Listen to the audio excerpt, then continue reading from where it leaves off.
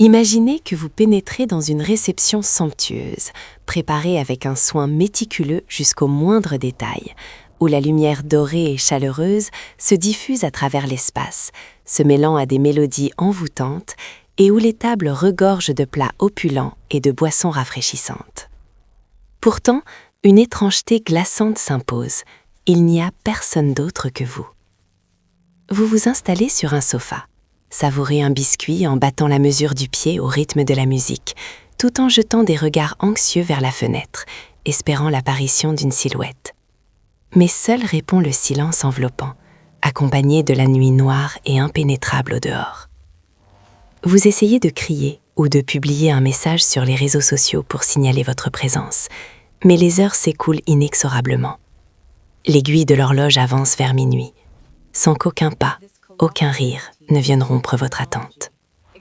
Cette sensation d'isolement absolu constitue une métaphore imparfaite mais obsédante du paradoxe de Fermi, une interrogation qui tourmente l'humanité depuis plus de 3/4 de siècle sur notre place véritable dans l'immensité cosmique.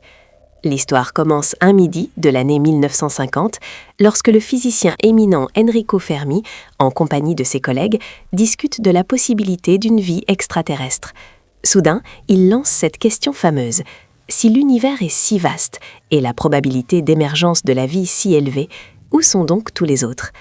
Bien que Fermi ne soit pas le premier à méditer sur ce sujet et qu'il n'ait pas consacré sa vie entière à le résoudre, sa stature dans le monde scientifique, en tant que père du premier réacteur nucléaire artificiel, a transformé cette interrogation en un symbole éternel de l'angoisse humaine face au silence terrifiant de l'univers. Le paradoxe de Fermi n'est pas une simple énigme ludique. Il représente un conflit aigu entre des calculs probabilistes prometteurs et une réalité observationnelle désespérément vide que nous affrontons quotidiennement. Lorsque nous levons les yeux vers le ciel nocturne et contemplons la Voie lactée, qui abrite des centaines de milliards d'étoiles semblables à notre Soleil, et que nous réalisons que nombre d'entre elles possèdent des planètes situées dans des zones habitables, avec des conditions physico-chimiques comparables, ou même supérieures à celles de la Terre, une chaîne de raisonnement logique se forme dans notre esprit. Si la Terre n'est pas une exception unique, et si la vie est une conséquence inévitable de réactions chimiques organiques, alors la vie aurait dû germer en d'innombrables endroits des milliards d'années avant l'apparition de l'humanité. De nombreuses étoiles et planètes de notre galaxie sont âgées de milliards d'années de plus que notre système solaire, ce qui implique que les civilisations qui y résident, si elles existent, ont eu amplement le temps de développer des technologies surpassant notre imagination, capables de voyages interstellaires ou, au minimum, d'émettre des signaux puissants affirmant leur existence. Selon la théorie, l'univers devrait bruire d'activité comme une métropole animée, traversée de signaux radio entrelacés et de flottes spatiales naviguant entre les étoiles. Pourtant, la réalité est un silence absolu et glaçant, baptisé le Grand Silence. Nous scrutons le ciel depuis des décennies avec les télescopes radio les plus avancés, tels que l'Allen Telescope Array ou les projets ambitieux du Search for Extraterrestrial Intelligence. Mais tout ce que nous capturons n'est que le bruit de fond cosmique, sans trace d'intelligence artificielle ni de message intentionnel. Cette absence de preuves empiriques nous oblige à réexaminer nos hypothèses sur nos capacités de détection et à nous demander si nous ne péchons pas par arrogance en supposant que nous pourrions les percevoir. Peut-être que d'autres civilisations existent, mais les distances spatiales sont si colossales que leurs signaux s'atténuent au point de se confondre avec le rayonnement cosmique de fond.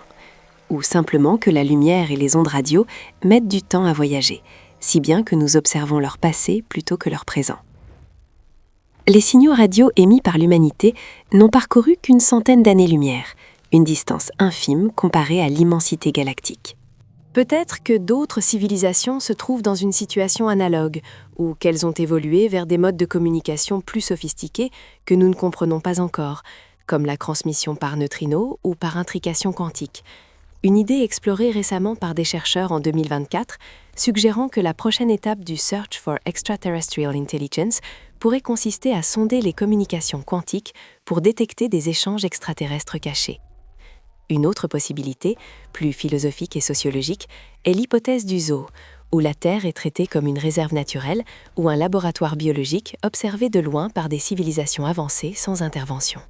À l'image du Prime Directive dans la série Star Trek, Ces civilisations supérieures pourraient adhérer à un accord universel ou à une loi stricte interdisant de perturber le développement naturel des sociétés primitives comme la nôtre, afin d'éviter un effondrement culturel ou d'étudier l'évolution sociale de manière objective. Dans ce scénario, nous ressemblons à des créatures dans une cage de verre, vivant notre existence sous le regard scrutateur d'entités supérieures, ignorant leur présence. Et le silence cosmique n'est qu'une isolation délibérée pour nous protéger ou pour se prémunir contre notre barbarie potentielle. Cependant, toutes les hypothèses ne sont pas aussi pacifiques et humanistes. Il existe une perspective plus sombre et terrifiante, connue sous le nom de théorie de la forêt noire. Popularisée par l'œuvre La trilogie du problème des trois corps de Lucy Sin, cette hypothèse compare l'univers à une forêt antique et obscure, où chaque civilisation est un chasseur armé tapi dans l'ombre, dissimulant scrupuleusement sa position. Dans cette forêt mortelle, quiconque révèle sa localisation, intentionnellement ou non, devient instantanément une cible à éliminer par d'autres chasseurs, suivant la règle de survie fondamentale consistant à neutraliser toute menace potentielle avant qu'elle ne devienne assez puissante pour riposter. Si l'univers opère selon ce principe impitoyable, le silence que nous observons n'indique pas une absence de vie, mais un état de vigilance généralisée où tous retiennent leur souffle, et les messages naïfs envoyés par l'humanité dans l'espace équivalent à un enfant allumant un feu dans la nuit et criant pour attirer les prédateurs. Un aspect plus pessimiste du paradoxe de Fermi concerne le concept de grand filtre, représentant des barrières évolutives extrêmement ardues que la vie doit franchir pour atteindre un niveau de civilisation capable de voyages spatiaux. Peut-être que la vie unicellulaire est courante, mais la transition vers la multicellularité ou l'intelligence complexe est extraordinairement rare, nous rendant des survivants chanceux ayant surmonté ces obstacles. Plus effrayant encore est l'idée que le grand filtre se situe devant nous et non derrière, signifiant que les civilisations technologiques avancées tentent à s'autodétruire avant de s'étendre dans l'univers. Des menaces comme les guerres nucléaires, les changements climatiques, les catastrophes biologiques ou l'ascension incontrôlée de l'intelligence artificielle pourraient être des pièges inévitables lorsque la technologie outrepasse la maturité éthique et intellectuelle. Des recherches récentes, en 2024, ont proposé que la tectonique des plaques, les continents et les océans soit essentielle pour l'émergence d'une vie intelligente sur une planète rocheuse, ajoutant une couche géologique au grand filtre et expliquant pourquoi les preuves d'existence avancée restent introuvables. Si cette hypothèse s'avère juste, le silence cosmique est le cimetière de milliards de civilisations jadis florissantes, consumées par les flammes d'un progrès incontrôlé, et nous nous tenons au seuil de ce même piège sans en avoir conscience. Par ailleurs, certaines hypothèses postulent que les civilisations avancées dédaignent l'exploration de l'univers physique, risquée et coûteuse, au profit d'un développement introspectif, en téléchargeant leur conscience dans des mondes virtuels transcendants. Une fois maîtres de la matière et de l'énergie, elle pourrait conclure que l'expansion territoriale est futile comparée à la création d'univers simulés parfaits, où elles vivent éternellement, satisfaisant tous leurs désirs sans les contraintes des lois physiques rigoureuses. Dans ce cas, les extraterrestres existent bel et bien, mais ils sommeillent dans d'immenses serveurs alimentés par l'énergie stellaire, et le silence cosmique reflète simplement l'indifférence de ces divinités immergées dans leurs rêves personnels. Une théorie récente de 2025, l'hypothèse de l'horizon cognitif, suggère que nous n'avons pas encore atteint le niveau de compréhension nécessaire pour percevoir ces civilisations, renforçant l'idée d'un virage intérieur où les avancées se concentrent sur des réalités virtuelles plutôt que sur la colonisation physique. Malgré toutes les conjectures que nous formulons, la possibilité la plus terrifiante et la plus solitaire persiste. Nous pourrions être véritablement seuls dans cet univers immense. Peut-être la Terre est-elle un miracle unique, où une convergence rarissime de facteurs aléatoires a permis l'émergence et l'évolution d'une vie intelligente, et au-delà ne règnent que des roches inertes et des nuages gazeux dérivant dans le vide. L'idée que nous soyons la conscience unique de l'univers, les seuls yeux à admirer la beauté des étoiles, le seul cerveau à méditer sur l'existence, impose un sentiment de responsabilité écrasant. Si l'humanité s'éteint, l'univers retomberait dans un état d'aveuglement et d'insignifiance éternelle, sans témoin pour observer ou mémoriser son histoire. Arthur C. Clarke a déclaré que 2 possibilités existent. Soit nous sommes seuls dans l'univers, soit nous ne le sommes pas, et les 2 sont également effrayantes. Mais pour moi, affronter une solitude absolue au milieu de milliards de galaxies représente la plus grande horreur, car elle transforme notre existence en une flamme fragile face à la tempête du temps. Pourtant, c'est précisément cette incertitude et cette difficulté à trouver des réponses qui constituent la force motrice la plus puissante, nous incitant à explorer et à dépasser nos limites. L'impossibilité de prouver l'inexistence d'extraterrestres implique que l'espoir demeure, et tant que nous n'aurons pas de preuves irréfutables, toutes les options restent ouvertes. Le silence cosmique ne devrait pas être interprété comme un refus ou un signe de désespoir, mais comme un appel provocateur, nous exhortant à mûrir, à gagner en sagesse et en persévérance dans notre quête de compagnons stellaires au sein de l'océan astral infini. En me remémorant les jours anciens, où enfant je levais les yeux vers un ciel étoilé avec une innocence pure, je croyais que chaque point lumineux était un monde grouillant de vie et de rire, où des êtres merveilleux nous faisaient signe. À cette époque, l'univers m'apparaissait comme un vaste terrain de jeu amical, où la solitude était un concept étranger. Mais aujourd'hui, adulte, conscient de la lourdeur des probabilités statistiques et de la froideur des lois physiques, je réalise que ce silence recèle des strates de signification bien plus profondes et effrayantes que l'imagination infantine. Cette compréhension n'altère pas la beauté du ciel nocturne. Au contraire, elle le pare d'une splendeur tragique et mélancolique, celle d'une attente éternelle. Nous devons une gratitude profonde aux esprits géniaux tels qu'Enrico Fermi, Frank Drake, Carl Sagan et aux innombrables scientifiques anonymes qui ont osé poser des questions audacieuses et consacrer leur vie à écouter les murmures cosmiques. C'est grâce à leur courage et à leur ténacité que nous disposons des outils et des connaissances pour non seulement contempler les étoiles, mais aussi pour les écouter et comprendre notre position dans le flux infini du temps et de l'espace. Ils sont les pionniers qui portent la torche illuminant les ténèbres de l'ignorance, aidant l'humanité à réaliser que, quelle que soit la réponse, poser la question constitue la plus noble qualité de l'intelligence. À l'avenir, j'espère que l'humanité ne perdra jamais sa curiosité et son désir d'exploration, malgré la persistance du silence cosmique. Nous devons surmonter les conflits mesquins et les divisions internes pour nous unir en tant qu'espèce unique, protégeant ensemble la flamme de la vie et de l'intelligence que nous détenons. Peut-être qu'un jour, dans des milliers ou des millions d'années, nos descendants ne ressentiront plus la solitude en contemplant le ciel, mais y découvriront de nouveaux amis et de nouvelles civilisations avec qui partager les récits de l'existence. Et finalement, lorsque la nuit tombe et que vous levez à nouveau les yeux vers la Voie lactée scintillante, rappelez-vous que le silence n'équivaut pas nécessairement au vide. Il pourrait être la pause avant une symphonie grandiose qui n'a pas encore retenti. Peut-être sommes-nous dans une réception qui n'a pas commencé ou qui s'est achevée, ou encore sommes-nous les premiers hôtes chargés d'allumer les lumières et d'ouvrir les portes pour accueillir la vie émanant du néant. Quoi qu'il en soit, tant que le cœur humain bat et que l'esprit réfléchit, nous continuerons à chercher, à écouter et à envoyer des messages d'amour dans le vide infini, convaincus qu'ailleurs, quelqu'un regarde vers nous avec la même nostalgie et le même espoir. Toutefois, derrière cet espoir fragile se dresse une vérité imposante que nous devons affronter avec tout le courage d'une intelligence mature. Car le silence cosmique n'est pas simplement l'absence de sons ou de signaux. Il est une présence tangible du temps et de la distance, un voile de velours noir enveloppant le destin humain. Lorsque l'écho de nos questions se perd dans le vide sans réponse, nous commençons à comprendre que le dialogue essentiel n'est pas entre la Terre et une civilisation lointaine, mais entre l'humanité et elle-même, face au miroir géant de l'univers.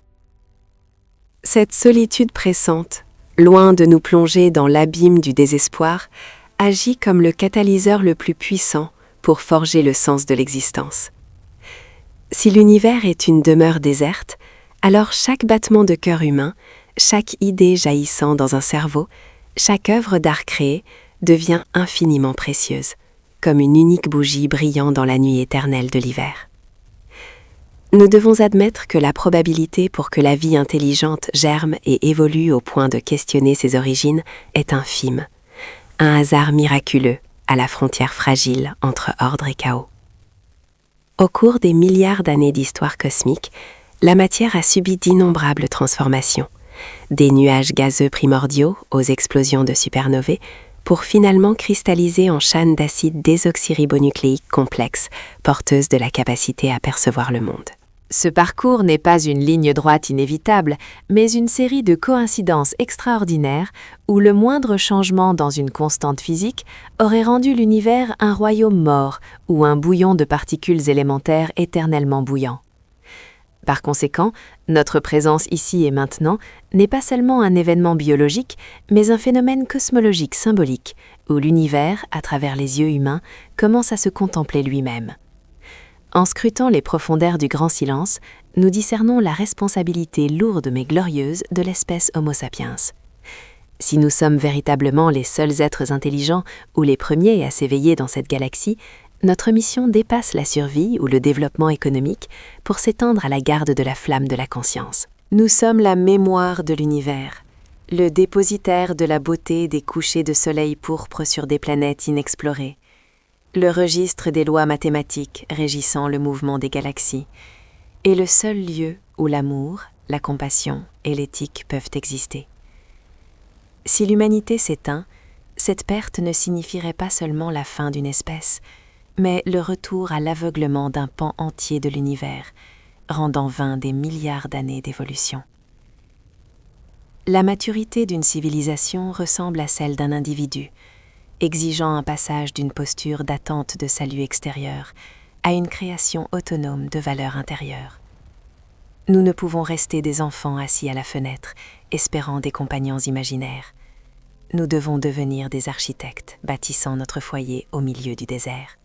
Les lois de la thermodynamique indiquent que l'entropie augmente constamment, menant l'univers vers un équilibre thermique où toute structure se dissout. Mais la vie et l'intelligence représentent les paradoxes les plus tenaces, défiant ce courant pour instaurer ordre et signification. Chaque avancée scientifique, chaque symphonie, chaque acte de bonté est une déclaration de guerre contre le néant. Un effort désespéré, mais héroïque pour graver notre empreinte sur la stèle du temps avant que les vents cosmiques ne l'effacent. Dans le flux de la pensée philosophique sur la position humaine, le silence du ciel nocturne évoque une autre possibilité, plus douloureuse mais réaliste. Des civilisations passées pourraient avoir existé, mais n'ont pas surmonté les grands filtres évolutifs. Elles pourraient avoir été anéanties par leur propre technologie, par des guerres nucléaires, des changements climatiques irréversibles ou l'effondrement de valeurs morales fondamentales. Si cette hypothèse est véridique, ce silence est un vaste cimetière renfermant des leçons sanglantes que nous n'avons pas encore apprises. Les étoiles scintillantes pourraient émettre la lumière de ruines de mondes éteints, nous rappelant que l'intelligence ne garantit pas la pérennité et que le progrès technologique, sans maturité spirituelle et éthique, devient une arme à double tranchant qui fauche son porteur. Ainsi, la quête de vie extraterrestre est aussi une recherche de solutions à notre propre énigme de survie, un éclairage sur l'avenir pour éviter les pièges invisibles de nos prédécesseurs. Mais quel que soit le scénario véritable, l'attitude la plus juste à adopter n'est ni la peur ni l'indifférence, mais l'humilité et une gratitude profonde. Gratitude pour l'opportunité rarissime qui nous est offerte d'exister, de ressentir et de réfléchir. L'humilité nous fait réaliser que nous ne sommes pas le centre de l'univers, mais une infime partie d'un réseau de vie bien plus vaste, et que l'arrogance humaine face à la nature ou aux lois cosmiques est une ignorance périlleuse. Lorsque nous abandonnons notre ego présomptueux pour écouter le murmure du vent, des vagues marines et des étoiles, nous nous fondons dans une harmonie grandiose où les frontières entre le moi et le nous, entre l'humain et l'univers, s'estompent progressivement. En rétrospective sur le parcours de la conscience, depuis les temps primordiaux où nos ancêtres levaient les yeux vers le ciel avec une crainte sacrée, jusqu'à aujourd'hui où nous utilisons des télescopes spatiaux pour percer le temps et l'espace, je saisis pleinement le sens de cette solitude. Jadis, je craignais l'obscurité, en y voyant des monstres cachés. Désormais, je l'aime, car je sais que c'est sur ce fond noir que la lumière de la connaissance et de l'humanité brille le plus intensément. La solitude n'est pas une malédiction, mais un don, un espace de quiétude essentiel pour que l'humanité dialogue avec elle-même, interroge sa conscience et trace son chemin futur. Nous devons une reconnaissance éternelle aux géants de la science et de la philosophie qui, sans relâche, ont édifié les échelons de la compréhension nous permettant d'atteindre les sommets actuels de la connaissance. Non seulement les noms illustres gravés dans l'histoire, mais aussi les milliers de chercheurs anonymes, ingénieurs et observateurs nocturnes qui ont dévoué leur existence à décoder les signaux faibles de l'espace ou à calculer les orbites de planètes distantes. Ils tissent la carte de la compréhension, nous empêchant de nous égarer dans l'océan immense de l'incertitude. Leur legs ne réside pas seulement dans les formules mathématiques ou les innovations technologiques, mais dans l'esprit vaillant qui ose affronter la vérité, aussi froide et cruelle soit-elle. Ils nous enseignent que la dignité humaine ne tient pas à qui nous sommes ou où nous nous situons, mais à l'aspiration inextinguible à nous élever vers de nouveaux horizons de savoir.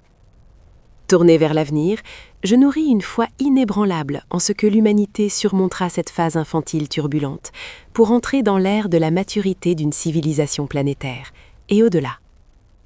Je rêve d'un jour où les enfants naîtront non avec la nationalité d'un pays, mais celle de la Terre, et plus tard, celle du système solaire.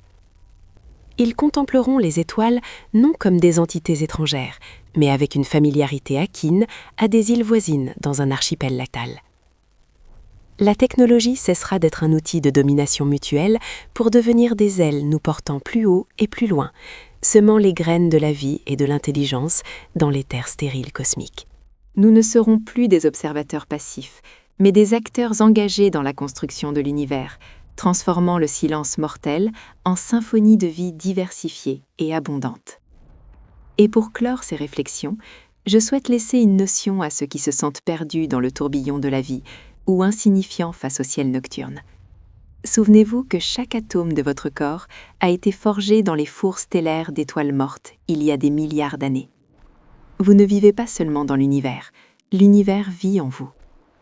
Le silence extérieur n'est pas un rejet, mais un espace vacant attendant que vous le remplissiez de votre voix, de vos actions et de votre amour.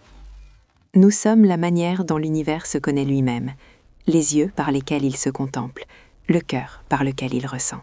Vivez donc dignement de ce miracle probabiliste qui vous a amené ici. Aimez avec ferveur, désirez avec ardeur et ne cessez jamais de chercher. Car tant que nous poserons des questions, l'univers demeurera un lieu regorgeant de merveilles en attente de découverte. Faites de votre vie le signal le plus éclatant émis dans l'espace, annonçant qu'ici, sur cette petite roche bleue, la vie non seulement persiste, mais s'épanouit dans la danse éternelle de la lumière et de l'ombre.